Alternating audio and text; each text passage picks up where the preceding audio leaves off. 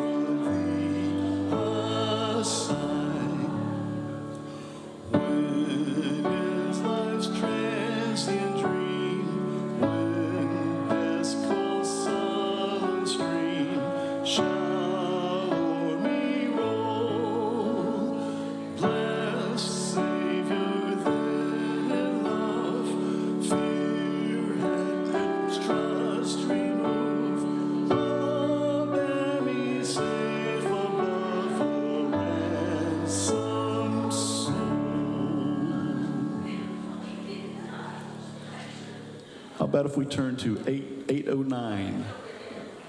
Great is thy faithfulness. I know everybody likes that one.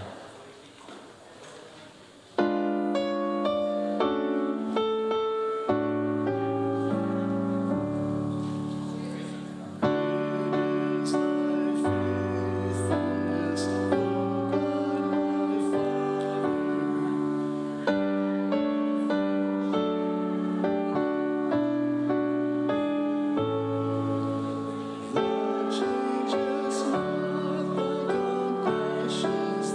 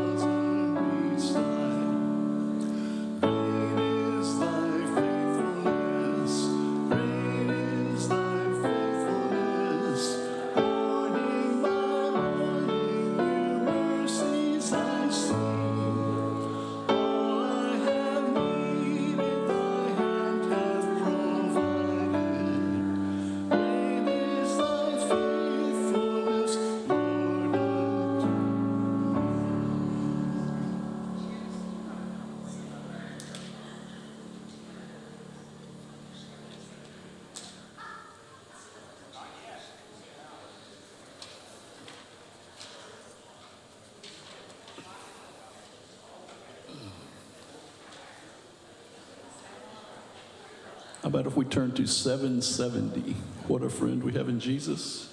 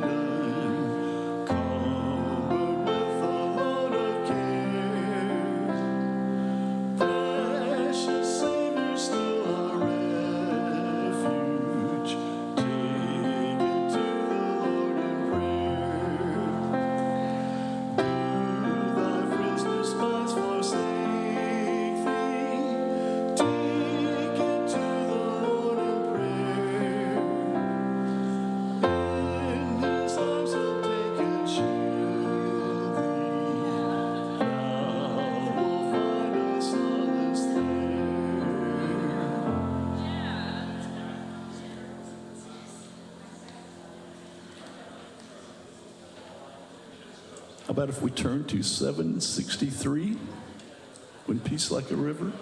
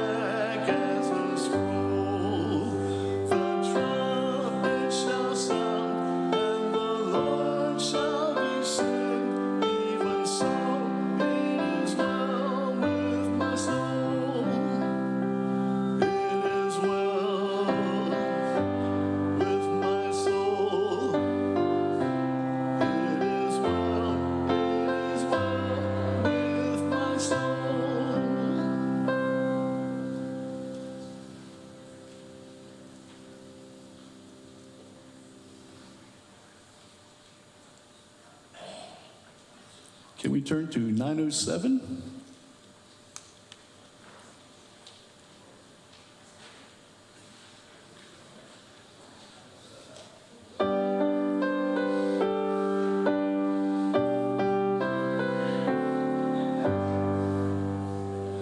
God himself is present. Let us now adore him, and with all appear before him.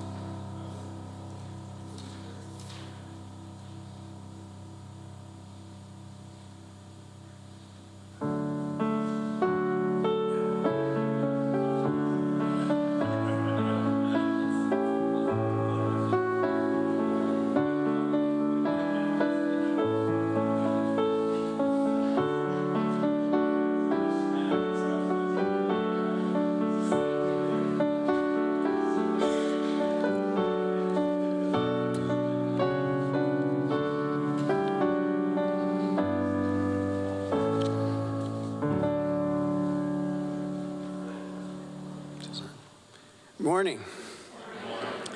I think everybody here knows me, but for those that are potentially watching on live streaming, I'm Dave Grant, an elder here, and I have the pleasure of introducing our guest speaker.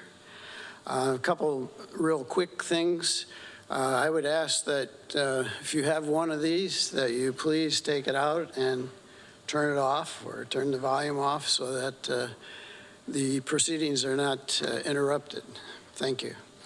Also, if you did not receive this from me when I was outside, which is basically the handout today, please raise your hand, and when I'm done here, I'll make sure that you get one of those. Everybody has one. Okay, so, again, my pleasure to introduce Dr. Pavela. A couple questions that have come up maybe is, why is he here? Maybe we should start that. And we do a great job of communicating. I'm looking at Gladys here. We've been talking about this and sending things out, but many people say, well, what is this about? And you realize that we have an upcoming sermon series based on the book, Our Way Home. So this is an opportunity to get background from the author of the book. And then tomorrow he will be here to preach at both services. And then Jeff and Kevin will continue from there. So what an opportunity for us to welcome someone of his status. And his status, just from a background standpoint, you might have read on the back of the book, just a brief biography. Basically, Dr. Pavela grew up on the family farm in western Minnesota. He had the opportunity to attend college at Minnesota State University, where he met his wife, Holly, who's with us. And from there, after he got a degree in English and physical education, he moved on, and he went to Fort Wayne, the Concordia Seminary in Fort Wayne, got a master's in divinity. Then he continued and went to Princeton. And for those of you that are from Wisconsin, that's in New Jersey. Where he got a master's in theology. And apparently that wasn't enough because he continued to go to school. He went to St. Louis Concordia Seminary for his PhD, and how do you say this word? Exegetal. But I'll let him explain that later. As far as, and that was exegetical theology is the proper pronunciation, I believe. From there, he decided to put all that education to work, and he went to Butternut, Wisconsin, small town of 400 people, and was there for 12 years. And I think he's laid down a challenge for Jeff because with the town of 400 people, he had 600 congregants at his church, St. Paul's. So I think that's a wonderful opportunity. I don't know, Jeff, there's 40,000 in Hilton roughly, so maybe 42,000 here where we have to maybe expand. But after his 12 years there, he moved to Cedar Grove, Wisconsin. He currently teaches and is head of the theology department at Concordia University, Wisconsin. He's married to Holly for 43 years, and they have 3 children, 2 grandchildren. In his spare time, if he has any, he's refinished a 1917 Ford Model T, and he loves to drive that. They love to drive that. He enjoys woodworking, which I know many of our members do as well. And he also rides motorcycles. So he's kind of taken a long, they've taken a long journey here because of airline issues. They drove here for 2 days, and they didn't take their motorcycle or their Model T. But we're happy to have them here, both of them, and I look forward to this opportunity. And just to remind you, as we're live streaming, if you have any questions or comments, please raise your hand, and we'll bring you a microphone. So please welcome Dr. Pavlov. All right, very good. Wow, thank you. Well, thank you very much, Dave, for very kind words. Thank you to Pastor Jeff for inviting me to come. It's just been wonderful. Just fantastic. Holly and I have loved it. Holly's right there with Mary. But I also have to say thank you to Gladys, who was the key person when the airline canceled our flight and said, okay, what are we going to do? Well, we'll drive. And I got to go ahead with Gladys. So what a wonderful body you have from Dave, Gladys, Pastor Jeff, and everybody here. So thank you so much. We love it. So would you allow me to pray? Absolutely. We probably should do that. Probably should do that.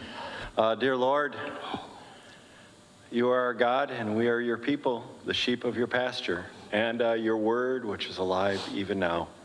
We thank you for all of the privileges we enjoy in this country, and one today to come together and to grow and learn your word. And we ask, Holy Spirit, that you bless this man, that you bless his wife, and all that happens today might honor you and strengthen us. We commend all people and all situations to you. In Jesus' precious name.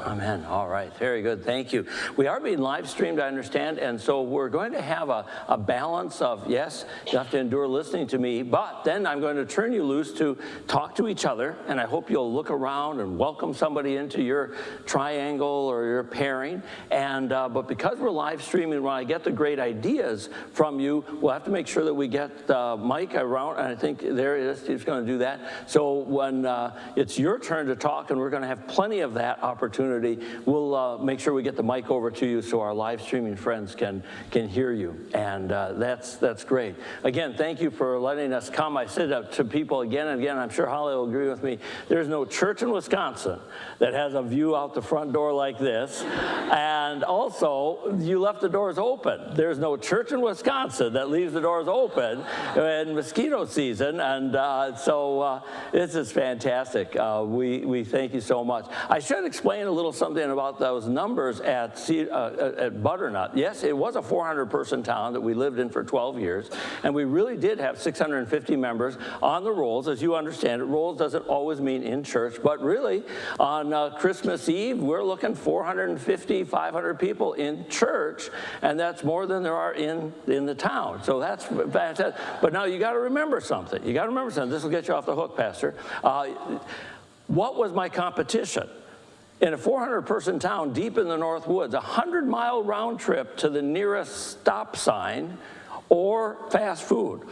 That tells you how far in the woods we were. What was I up against? Not much, I can tell you. You have options. People have places to go. I had the place to myself. We had a killer youth group. We sent 36 kids to the National Youth Gathering. And the Lee Belmas, the district exec for youth, said, Dan, how are you doing? I said, Lee, on a Wednesday night in 400-person Butternut, what does a 16-year-old have to do other than come to church and be at the youth group? You know, we got it to ourselves. So let's hear it for small towns. Now, I will say I've lived my whole life either as a dairy farm boy outside a small town, or we live in a small town. How do you know you live in a small town? I'll give you two. Number one, you know you live in a small town when? Holly knows this story so well. We had a vicar. One year we had a vicar, and you know a vicar is the one-year intern. In the infinite wisdom of the seminary, they sent us a man and his wife who had never lived outside of urban Detroit. And they sent, exactly, Gladys, I know, doesn't that make perfect sense? He was an engineer in the auto industry, then decided to be a pastor. So of course, let's send him to Butternut for his internship. So Holly gets to take them around 400-person Butternut on a walking tour. It's a very short tour. And I was busy that night. She's walking down Main Street and meets a pig walking down Main Street. Welcome to Butternut. And so she's trying to explain that we have deer walking down the street, and we're kind of proud of that, but pigs, no, never. It never happened except that one time. So you know you live in a small town when not only do you have a pig walking down Main Street, but Tuesday following, we had the elders meeting, and the elders naturally asked, how's it going with the vicar? I said, oh, it's great. It's wonderful, except when Holly was showing them around town, they meet a pig walking down the main street. And they all went, oh, it's not the impression we want to make. You live in a small town when for the next 5 minutes we debated whose pig it was. That's the key. You got to know whose pig it is. So that's the key. I'll tell you another story or two as we go along. But here's our plan today. There's the official clock. I see it up there. That's beautiful. And we're going to go until 10 o'clock with the first session, and then we've got a break for 10 minutes. There's coffee, I understand, ready out there waiting. And just a 10-minute break. We'll come back. We'll do another 50 minutes, break again at 11. So you can say to yourself, at 10 and at 11, there's a break for 10 minutes, and then we do fill up those times. We got 3 times together. You have the handout here. The opening is going to be a little more of a stretch as I get to know you and I hear your wonderful ideas, and then the last 3 segments are a little faster with the show and tell that we have. Let's start with the Lord's Prayer. The Lord's Prayer as a journey, and where does that idea come from?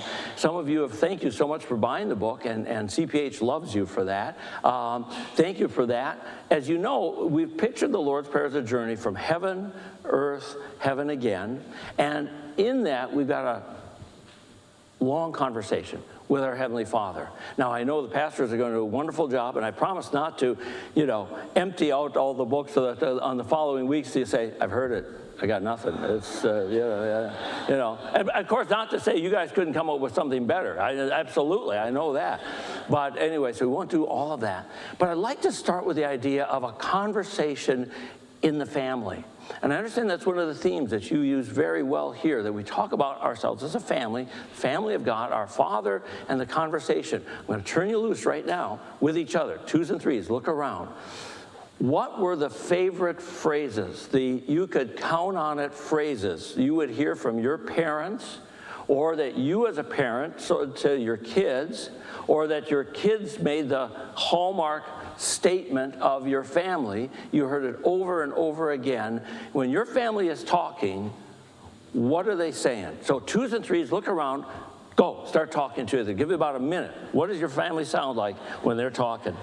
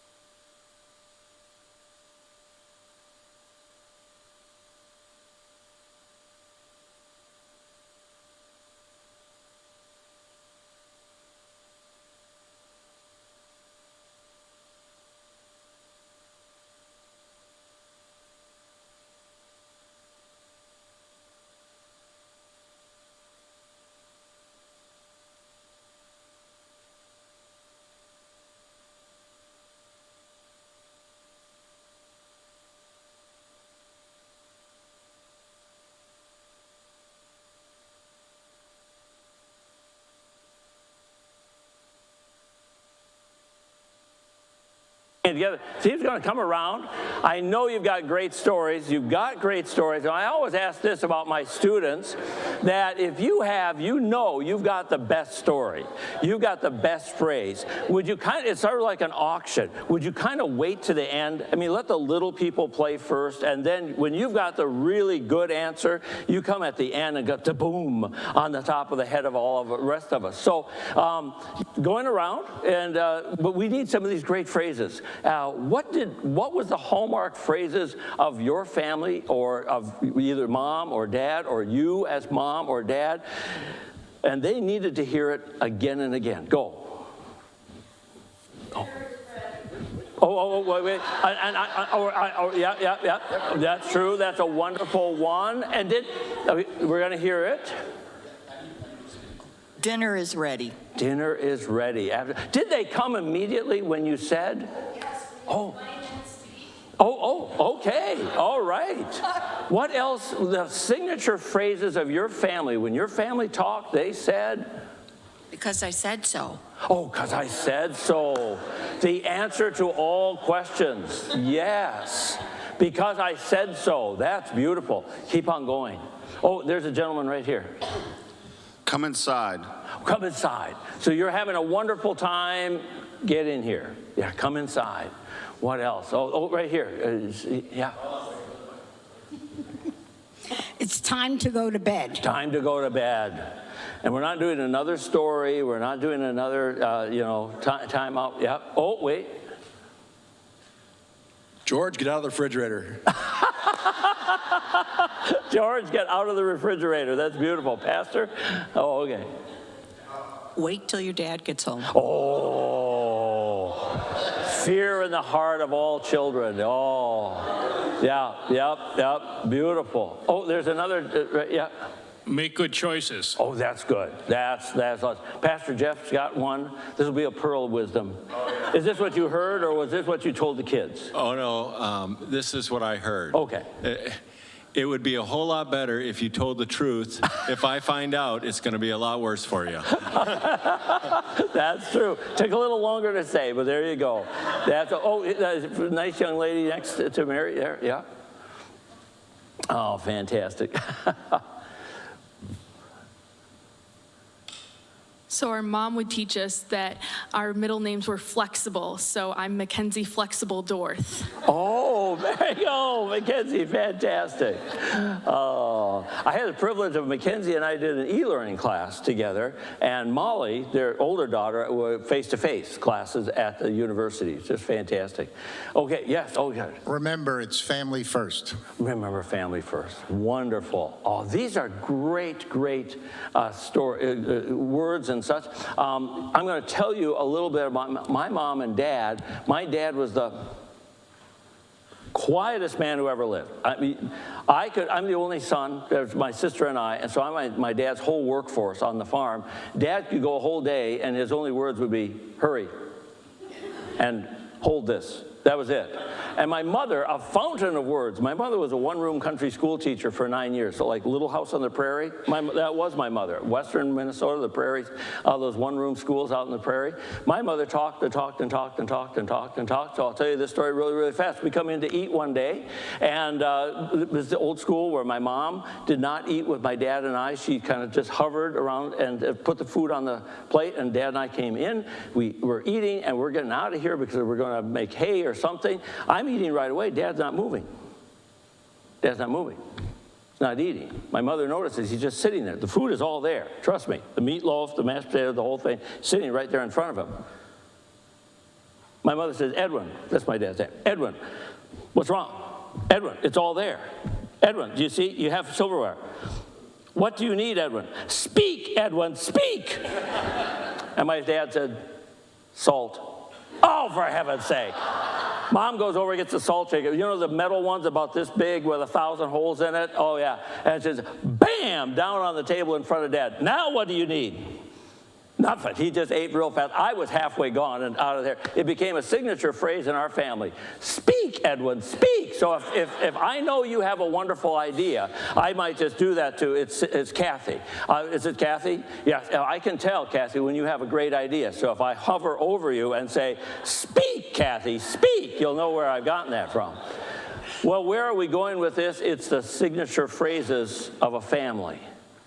You know, you've had wonderful stories, wonderful examples of phrases that our family knows. Isn't the Lord's Prayer a wonderful signature phrase that binds together the family and invites others into the family? Because some of the stories and things that you just told, they fit all of us, but some of them are unique. I never heard about our middle name is Flexible. You know, that's your family. But isn't it wonderful that God gives us words that bind us together and open the door for others to come and join us? These are the words of the Lord's Prayer, the signature words that we get to say. Well, that's the beginning here, but notice also, aren't we too little for this? And I think I'll do this one. Steve, I'll just do this one with volunteers. I got to look at our friend the clock always and keep that in mind. But when you were growing up, weren't there moments where you wanted to do more? Oh, and if you have an older brother or sister, they are the best guardians of no, you're too little, no, not yet. What were one or two things that you wanted to do, but you were too little? And boy, some older sister made sure you knew it. You were too little to, but you wanted to what? Stay up later, absolutely, stay up later. Why can't your older sister, she stayed up till who knows when, you know, yeah, and she was watching the Late Show, and you went to bed at, 8. Oh, God. What else? Oh, you just wanted to, but no, you're too little. Drive is the big one, isn't it? Oh, if I could. And weren't you sure at 14 you could drive? I could drive. Who didn't sit behind the wheel and go vroom, vroom, and such? Yeah. Anything else? Yeah. Watch a PG-13 movie. Oh, with like real people instead of Disney characters in it. Yeah, exactly. Watch that. Oh, yes, miss. Oh, but you're too little. Even though and you were practicing your best posture, but it still wasn't enough. Absolutely, George. Oh, see, can't you feel this one? They're out playing ball, and you trot out there, and they, no. It sounds like the Sandlot movie, remember? No, not for you. We all have those moments, don't we? Wouldn't it be easy for God to say the same thing to us? We aspire to the words of the family. But wouldn't it be easy for God to say, well, those are words that I gave to, think about it, Peter and Andrew and James and John, and those who were with me during ministry, and those who saw me, and those who I sent out as apostles. Those are big names, big people. And you and I would say, well, it's just not me. We are not of ourselves. Any spiritual giants that should have these words, we're not big enough anyway to be invited into that relationship on our own. But isn't that what the Lord's Prayer amazingly does? It gives us not only the words said by the family, but it gives us those words at the youngest age in our life, right to the last days of our life. It gives us those words whether we've been really good or really bad, whether the whole world knows or only we know. It doesn't matter. These are amazing words, aren't they? They invite us into that way. I give a little note here in terms of a text, 1 Corinthians chapter 13, verses 8 to 13. You've got Bibles handy, I know, if you want to run there. And, we love these words. Gosh, I don't know, Pastor Jeff, if I ever did a wedding that we didn't read. Love is patient, love is kind, love keeps no record of wrongs, and we all did that. But we're going to look at verses 8 to 13. I'm not a great reader and such, so bear with me. I love to read. I just out loud, not always that great.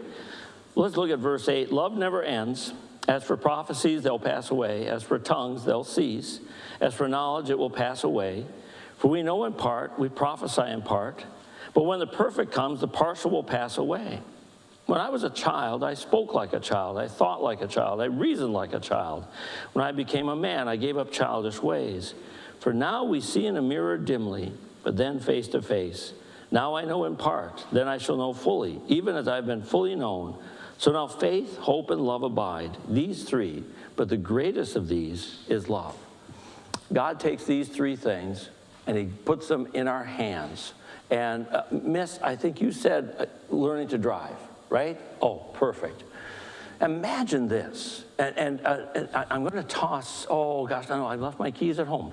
Why do I need keys? Oh, well, we'll toss you the Honda keys. We'll go, it makes better when it's the keys on a key ring. And this young man, Ed, at 14, I'm going to toss you my keys, so don't drop my keys, okay? They're the key fob for the Honda. Yes, exactly. Take that away from Gladys. Okay, no, we got to get there, Ed. It's a story. Yeah, okay, it's a story. Everything in the Pavlovian world is a story, okay? At 14, you're sure you can drive, right? Aren't you sure you can drive? Absolutely. And what if, and this is a happy thought, your father has a midlife crisis when you're 14. That only means he changed his hair cut and he bought a Mustang convertible like he always wanted. Wouldn't that be a great midlife crisis, okay? Now, this, by the way, this is not you, Ed. You're the 14-year-old, okay? All right. Dad loves this Mustang convertible. Beautiful. And one Saturday morning, like this, he's got it out in the driveway, detailed. It's perfect. By the way, you haven't helped a lick, Ed. You're just laying on the couch. He comes in and he opens the door and he looks at you, Ed. He looks at the key fob and he says, take it for a ride. He means it. That's the 14-year-old I want. Absolutely. Absolutely. That, I don't even have to ask you. So, Ed, how would you feel? How would you feel, Ed? Ecstatic. Fantastic. Now, your mother heard this, and she has questions, and Dad says, we'll talk. You know, and so, and you, wise that you are, you're not waiting for that conversation. You're running for the door, right? Jump in, fire it. It's an automatic, by the way, so you don't have to worry about a clutch. Start her up. Who was your best friend, Ed, when you were 14? Just get Mark. How far away did Mark live? 5 houses. Could you make it 5 minutes? 5 houses, you know what I'm saying? I want to give you a little bit of a drive. How would it look to Mark when you pull up in front of his house driving the Mustang convertible at 14? I'm king of the world. King of the world. And then you say, jump in. And he does a little Dukes of Hazzard. He goes right over the door. Can you see it, right? Why bother opening the door? And off you go. Now, here I got to ask you one thing, Ed. How good is your parallel parking that day? Rough. Oh, look at you. They're all smiling. Yeah, I'm still working my way on that. Rough, yeah. But are you actually driving? You're actually driving. Yeah. You're actually driving. Isn't that about where we are with these wonderful gifts of God? We're 14-year-olds learning to drive. Are we always perfect at using the gifts he's given us? No. Our parallel parking needs some work. But are we actually using the gifts he's given? Ed is actually driving the Mustang. Isn't that a marvelous thought? So think about those gifts that God has given us. Faith, hope, love, and his words. Now use them. Are we perfect children? No. But we're driving. We're using them. Wouldn't Dad feel terrible if he tosses the keys to Ed and Ed says, no, I don't think so? What if I make a mistake? Oh, I don't want to. I'd rather sit here and play video games. Oh, good heavens. That would be terrible. Think about our Heavenly Father. Faith and hope and love. Oh, and the very words to say, here. And though we're not perfect children, and though we might misplace one of those gifts, they're still there every day. Isn't that remarkable? It's an everyday offer. These are the genuine articles. When we go to heaven, God won't pat us on the head and say, now let me show you what real love is, because he already did that. Greater love has no one than this, that a man lays down his life for his friends. And hope, and faith, and these words that actually work. So that's a wonderful thought. So here's to being children, in a good way, of a wonderful Father who gives us his signature words to say. Whether we're perfect or not, they're the gifts we get to use every day. All right, I better get my keys back from Ed. Well, it's not a Mustang convertible, it's a Honda CRV. It's not that exciting, you know. But it's good. It got us here. It's got us here. It's on a wonderful, did a wonderful job on that. We're going to transition now to one more thing, and this one I'm going to look at our friend the clock. We're doing great. I call it our friend the clock. Do you know why I call the clock our friend the clock? I don't know if you noticed, but I speak kind of fast. I've been trying to speak slower. That would be becoming more like my dad. And however, the mom side has always won. And I speak a little too fast. When I finished my first year of teaching, the evals from the students said, oh, he's fine and all, but he talks too fast. And he looks at the clock and says, oh, we're running out of time. And that only makes him go faster. So I said, well, I can fix that. I can't change the clock, I can't change the time, but I can tell you, our friend, the clock, says we're doing great. By the way, we could be 20 minutes late. I'm not going to tell you that. We're doing great. And so I've always called it our friend the clock. And countless students have given me placards around the clock in our various classrooms saying, our friend the clock. And I have them in my office or when the maintenance people don't take them down. And I love it. So bear that in mind. That the next time you're preaching, and I'm guessing that would be, boy, right in line, that no matter what that clock is saying, our friend the clock says, you've got another 5 minutes to go in that sermon. There might be a reason why it's so big and red and aimed right at where the sermon is being done. But there you go. Let's talk about this one, the words to say. We're right, if you're following along, God entrusts us as words, but he gives us the very words to say. I'm going to turn you loose again in this question. If God would give us the very words, well, let's go with this. What chance of success do you have if you had the very words to say? I'll give you 3 scenarios when you talk about them. You go for a job interview, and as you come into the job interview, the interviewer hands you a script and says, just say these words, the job is yours. How would you feel about that job interview? By the way, this is a job you really, really, really want, and no creativity needed, just say these words. Pretty good. What if you're at the university and you have to take the big test, an important test, and as you sit down, they slide next to you the key for the test and say, just take the answers, put them on the test. How do you feel about your chances? Or my favorite, you're on the very first date. And on your first date, the other, okay, Holly's sitting right there. So what if on our first date, by the way, we went to see the movie, you're all too young, you don't know this movie. We went to see Robert Redford and Paul Newman in The Sting. That was our first movie. Tell you how stupid I am. Why would I take a girl to see Paul Newman and Robert Redford on a first date? I'll never look like either one of them or be as cool, you know.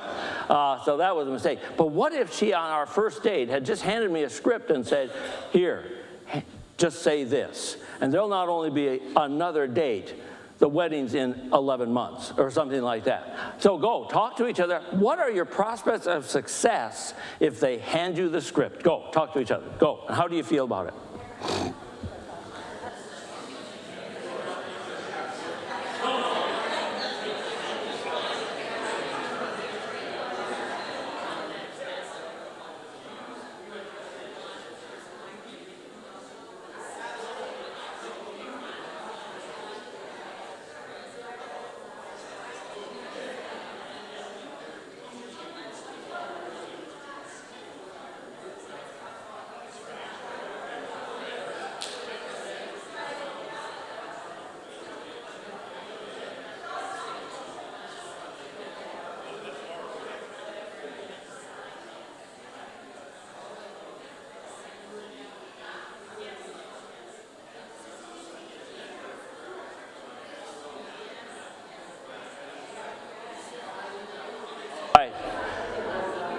We're going to have great answers again, I know. This one's pretty even, pretty simple, and so I don't think we'll have too much, but Steve is going to come around, and he's going to get you on the mic.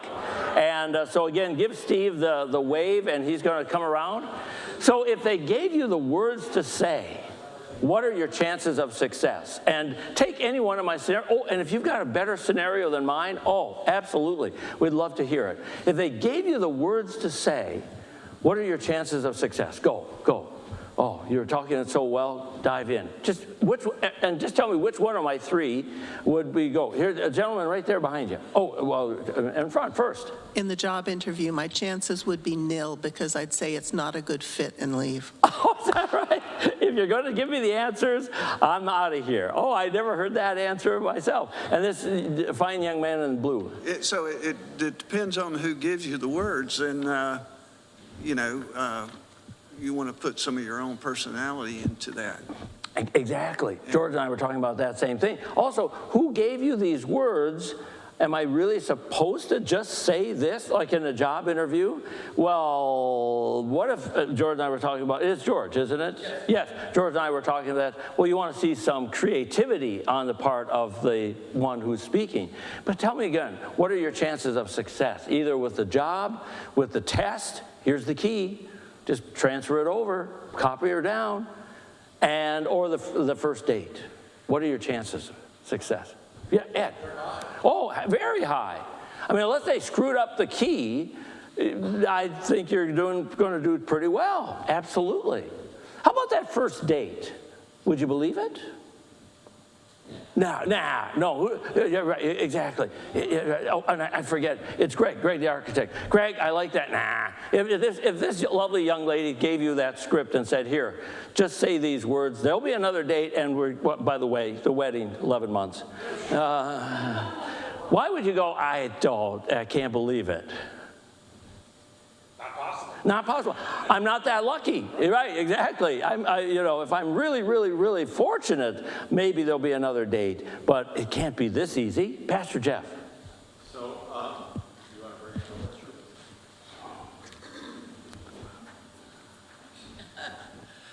I've been burned before. Those people on the phone, they say, if you just do this, and then you'll get that. And I'm like, oh, so all I have to do is tell you this, and then I'm in trouble. Yes, exactly.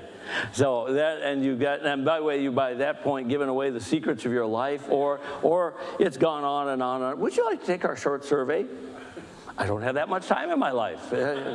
Absolutely. We're suspicious of the very words. It can't be that simple. Don't I get to have a little of my own creativity, something of me showing in all of this, right? George is ready to go with something. It's like those marketing sales. It's too good to be true, isn't it? It is too good to be true. So how do we feel about the Lord's Prayer? You can see where this was going. When the Lord's Prayer comes and the disciples say, teach us to pray, and Jesus says, when you pray, say, isn't he doing exactly this? Here's the script. Here's the script. Now say this, and it'll be fine. How do we feel about the script now? When God says, when you pray, here, say this. How do we feel about that script now? I think some of the very things you said are wonderful. Wouldn't you like to have a little creativity?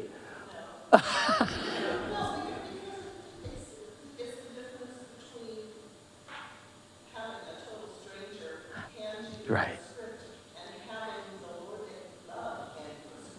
And thank you so much. You just put together our two opening themes, isn't it? We started with what are the words of your family, the words that your father or mother said over and over, and then what are the words of the script? If it's an anonymous or unknown HR, no offense to HR, George is head of HR, right? Yeah. If it's somebody you've never met from ostensibly, and who knows what the name tag could say anything, unknown person, or it's your father saying, here, say this. Oh, the difference, isn't it? Absolutely. So here we have an amazing Father who has spoken in and through and with the Son, and in essence has said, now when you talk to me, here's the script. Say this. Will it work? That's his promise, absolutely. In fact, isn't that the foundation by which we can go to him and say, I know this will work because you gave me these words. I didn't invent them.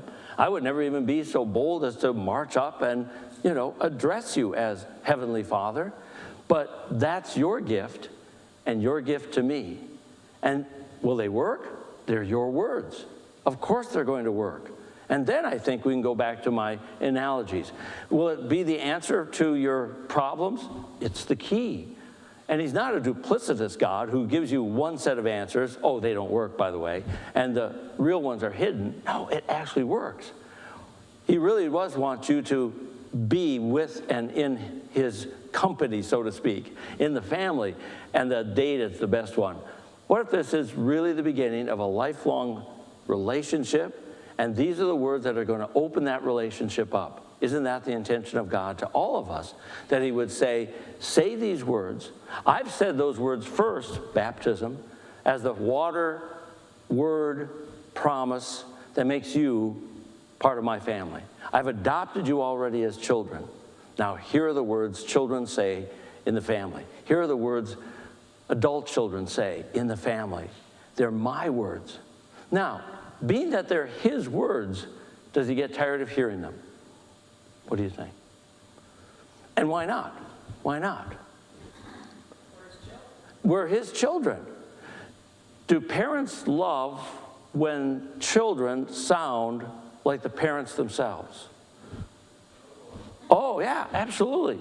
I'm going to give you our youngest, the little mother. Our youngest, Nicole, we call the little mother. Don't tell her we call her the little mother. But she is the little mom. She is Holly incarnate.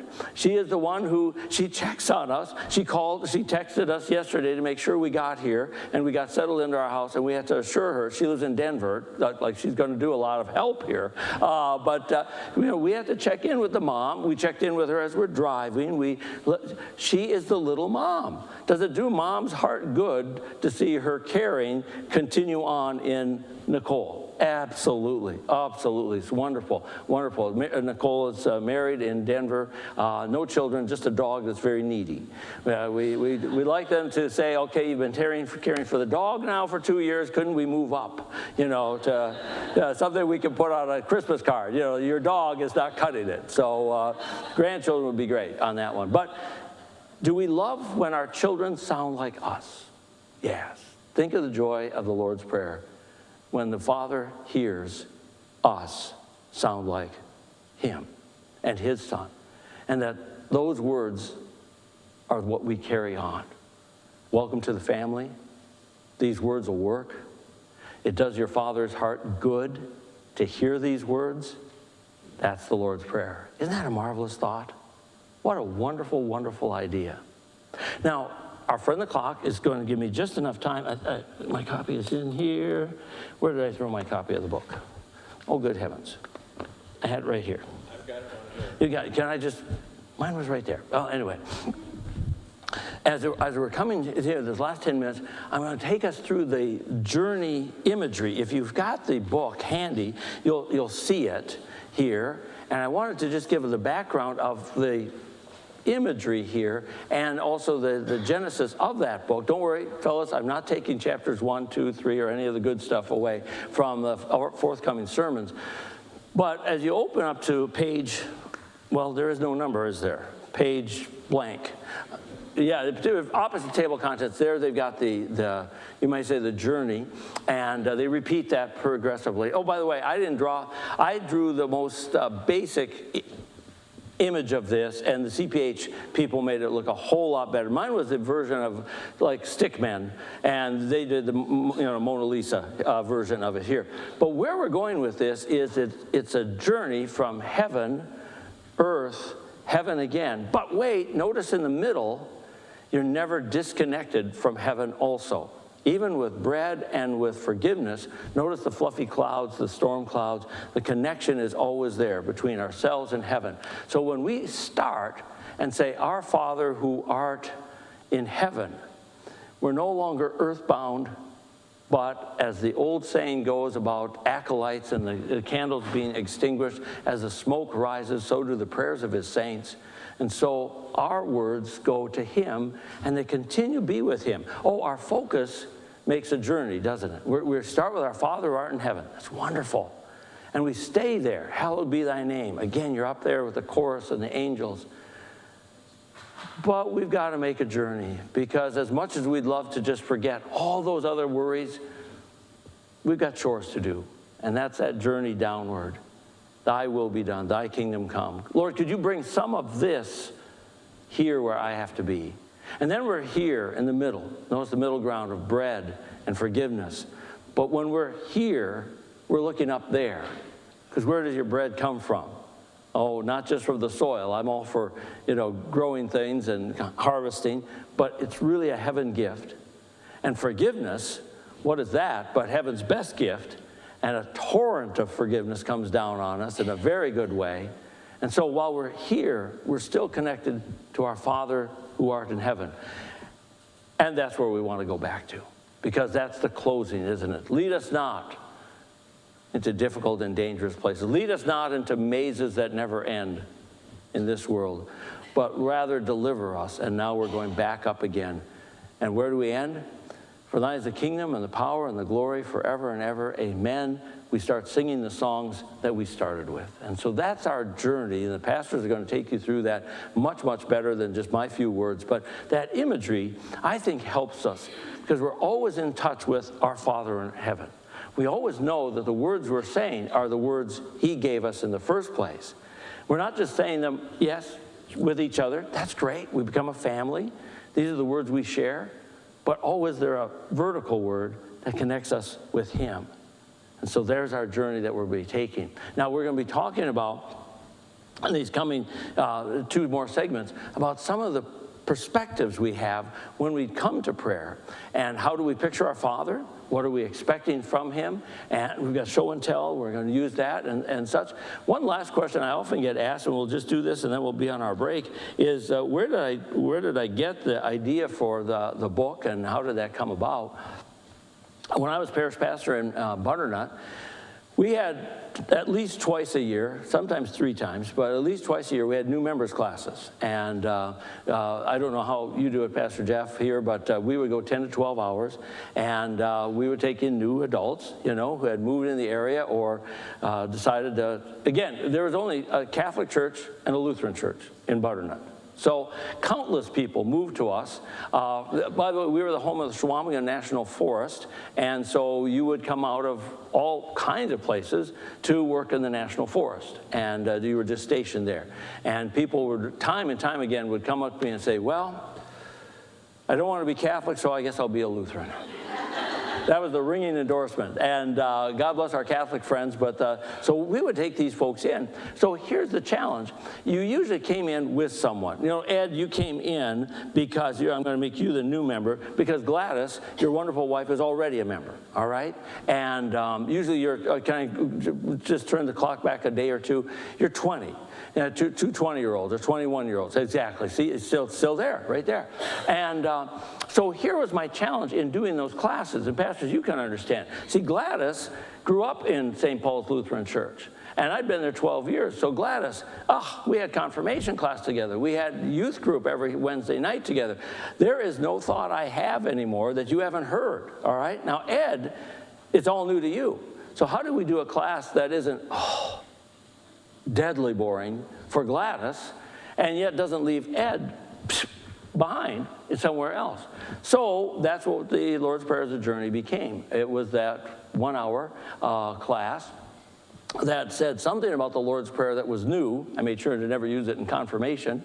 And yet I hope that for those who had really little contact with the Lord or with the Lord's Prayer, they could understand the idea of the journey, heaven, earth, heaven again, and that's where it was. So did that for years and years at Butternut, and then took it to Concordia, and CPH asked for book ideas from professors, and I said, well, I don't know, I thought this was not the worst idea, so I offered it to them, and they said, great. They've been wonderful people to work with. So the other books have followed too, but this was the first of this kind that I got to do with them, and it's been fun. So now we use it at the university, or I don't use the book.